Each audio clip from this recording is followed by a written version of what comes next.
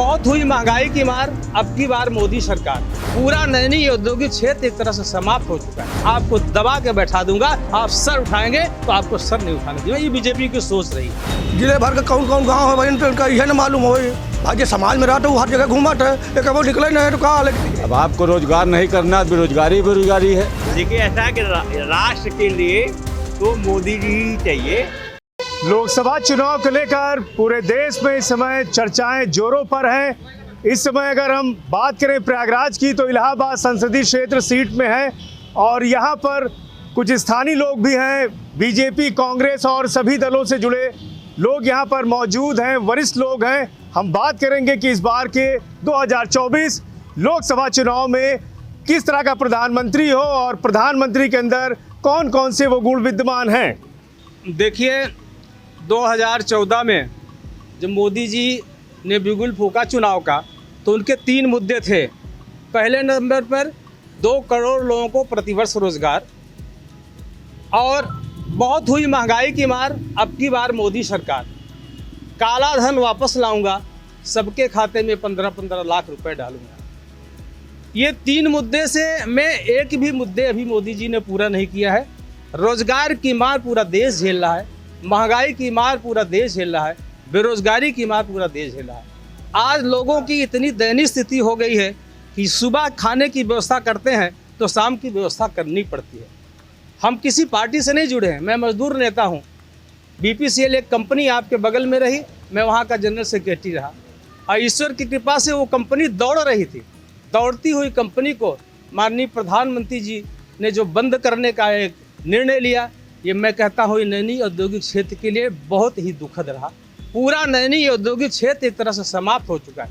हेमवती नंदन बहुगुणा की सोच थी, जो औद्योगिक क्षेत्र उन्होंने सजाया था, बसाया था, उसको मोदी जी ने समाप्त कर दिया है। आज लोगों के मन में यह भावना आ गई है कि नैनी इलाहाबाद में रोजगार, ज़्यादा से ज़्यादा रोजगार पब्लिक सेक्टर से लोगों को मिला था। उसी रोजगार से व्यापारी भाई बंधुओं का जो है जीवन यापन हुआ करता था। आज सब कुछ समाप्त हो चुका है। नैनी पूरा भूखमरी की कगार में डूब चुका है। नैनी में लगभग छोटी बड़ी कंपनियां मिला के 100 कंपनियां थीं, आज सारी कंपनियां समाप्त हो चुकी हैं। आज नैनी में कोई रोजगार नहीं रह गया है। नैनी रोजगार से पूरी तरह समाप्त हो। जो सांसद हुए यहाँ पर, क्या लगा आपको कि उन सांसदों ने विकास के क्षेत्र में कुछ यहाँ पे विकास नहीं किया? देखिए सांसद की अब नहीं चलती, जो मेरी सोच है।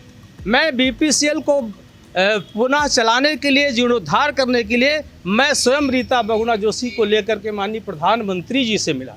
मैं रीता जी को धन्यवाद देता हूं। जब कभी उनसे कहता था कि नैनी इंडस्ट्रियल बेल्ट को बचाने के लिए नेता काम आ सकता था, वो सीधे अपॉइंटमेंट लेती थी। अब मेरी बात ले जाकर मुझसे वहाँ स्वयं रखवाती थी। लेकिन उन्हें टिकट इस बार मिला नहीं है, क्या कहेंगे? टिकट ना मिलने का कारण ये नहीं है। टिकट मिलने का कारण तो उनका उम्र का क्राइटेरिया बताया जा सकता है।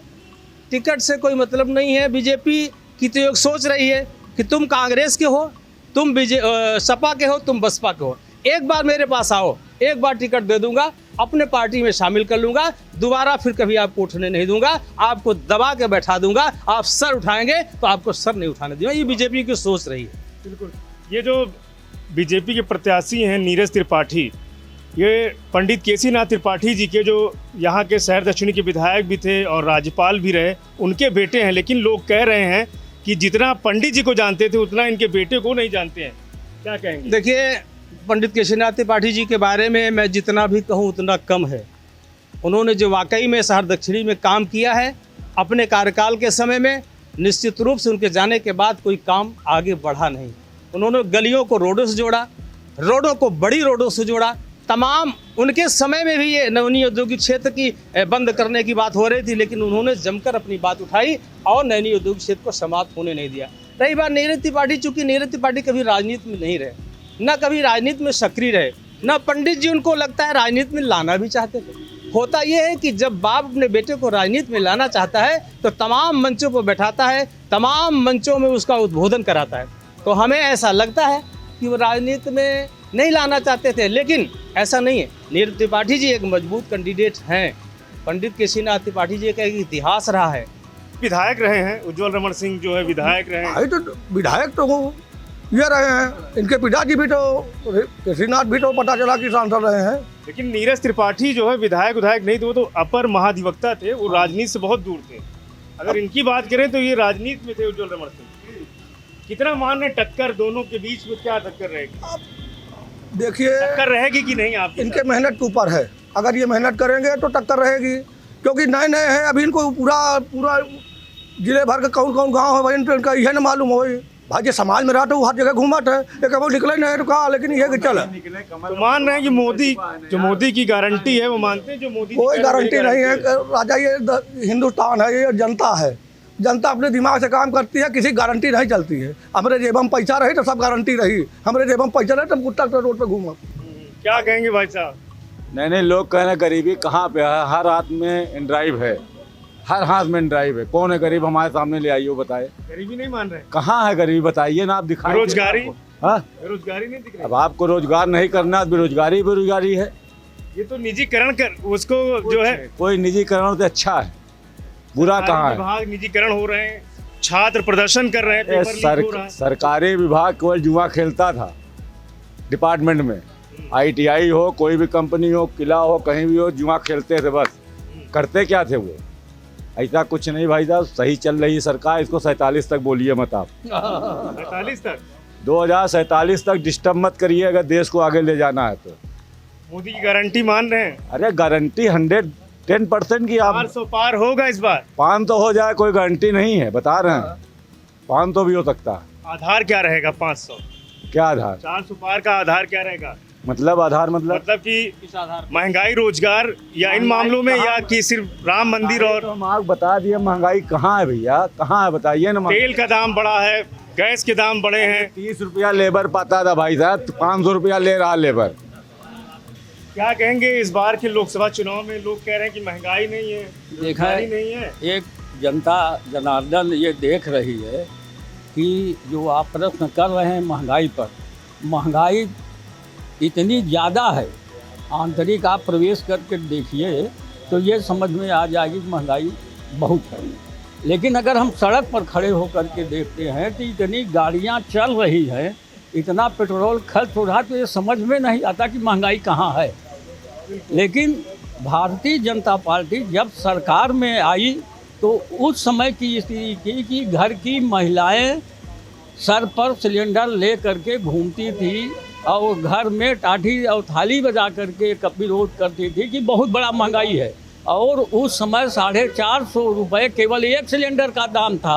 अब आज 5 साल के बात करिए तो 1100 रुपये में, 1150 रुपये में गैस सिलेंडर मिला लोगों को। तो महंगाई तो स्पष्ट दिखाई दे रही है। दूसरी बात ये है कि महंगाई में जो है जनता, जो गरीब किस्म की जनता है, जो वास्तव में गरीब है, मजदूरी करते हैं तब उनके पेट का भोजन चलता है, उनको 5 किलो का जो राशन दिया गया 1 यूनिट पर, इससे महंगाई को रोकने के लिए कि बहुत ज़्यादा उग्र न हो, ये मोदी जी ने इसको दिया, जिससे कि भारत की जो जनता है, गरीब है, वो अपनी आवाज़ नहीं उठा सका कि महंगाई है। देखिए ऐसा है कि राष्ट्र के लिए तो मोदी जी ही चाहिए, क्योंकि जितने भी राष्ट्रीय काम हो रहा है वो सेंटर करता है। रह गई जो महंगाई स्टेट का काम है। स्टेट के चुनाव में महंगाई की मुद्दा आप बना सकते हैं, लेकिन सेंटर का जहाँ तक सवाल है उसमें मोदी जी हैं। सेंटर पे उन्होंने लेवल पे 370 हटाया, 3 तलाक को हटाया जनता के लिए।